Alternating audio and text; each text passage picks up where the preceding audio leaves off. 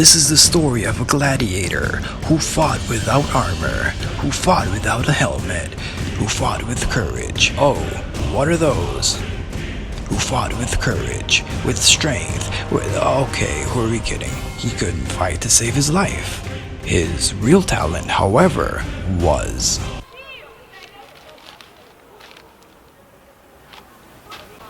Don't judge me.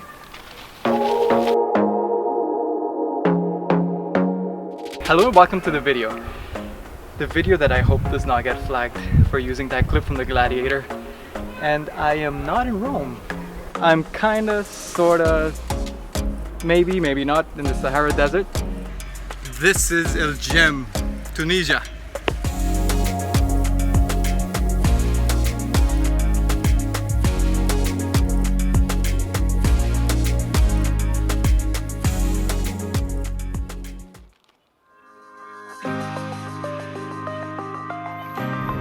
This is a Roman amphitheatre called Djem. It was built in 238 AD when this place was a Roman province in Africa, which makes it so unique today.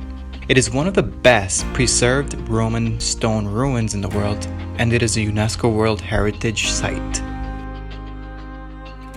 Alright, this is one of the biggest amphitheaters in the world. The seating capacity is 35,000 people. This Roman colony used to be one of the wealthiest because they were the greatest exporters in Africa of olive oil. If not mistaken, I think Tunisia is still in the top 5 or top 3. So apparently gladiators fought here. And maybe different animals they had came out of here.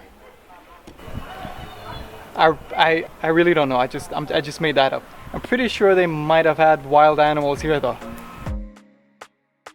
So that thing in the middle right there, which I have no idea what it is, stand right over it. I wonder if I can go down there. Underneath. I guess we can. Let's check it out.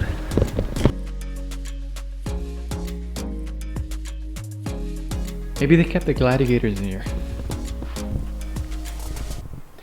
I have no idea because I didn't pay for the tour. It's still nice though. Now it's time to get out of here. Let me show how cool this looks.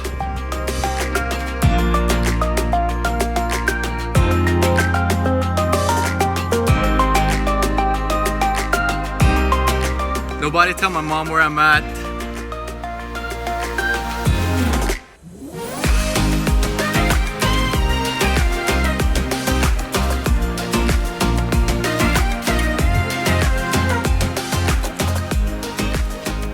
Alright, if I'm not mistaken, maybe there's 10 or 9 across Europe, and there's maybe 3 in Tunisia. I could be wrong, but I know this one for sure is the second largest after the Coliseum in Rome, and it's really well conserved. This place was built pretty well, and it's so perfectly designed that it doesn't only have one door, but it has multiple doors, because what they wanted is for people to come in quickly and get out quickly. Alright, as you can see, this place is relatively empty. I came here at 4 p.m. instead of coming in the morning, and the price, if you're interested in coming here someday, is $4 US dollars, that's right. And you can stay here all day. And according from what I heard, it's better to come in winter time because it gets very hot and you get a very nice view. I know that you know I saw it. Your words like little knives. Part of me thought you would have fought it. Can't say that I was surprised.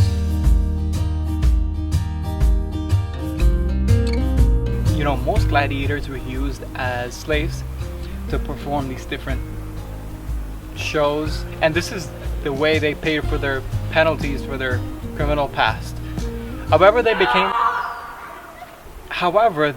became celebrities.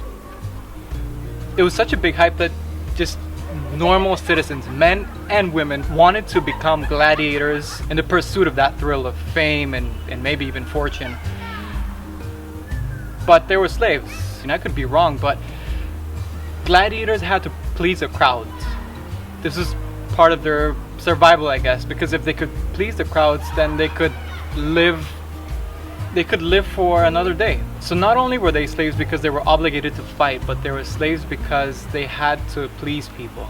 Now the question is, are you also a person who is a slave to pleasing people?